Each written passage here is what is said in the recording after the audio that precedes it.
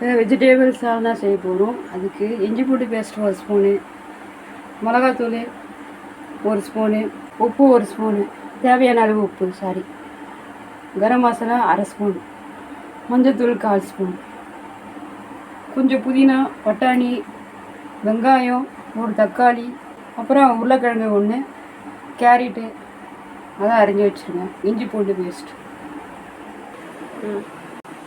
உடச்ச கடலை 2 பச்சை மிளகா, 1 ஸ்பூன் சோம்பு, அது கூட தேங்காய். இதை அரைச்சிக்கணும்.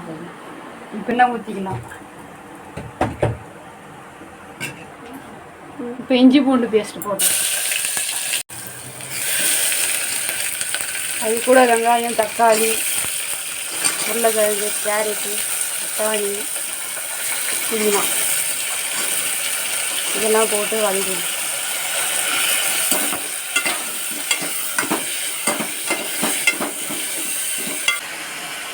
மிளகாத்தூள், உப்பு, மஞ்சள்தூள், கரம் மசாலா.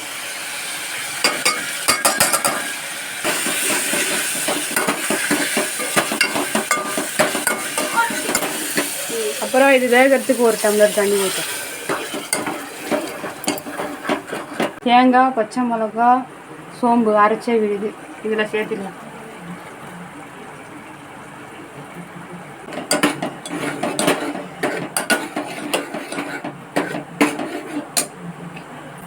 தேவையான அளவு தண்ணி ஊற்றுறேன்.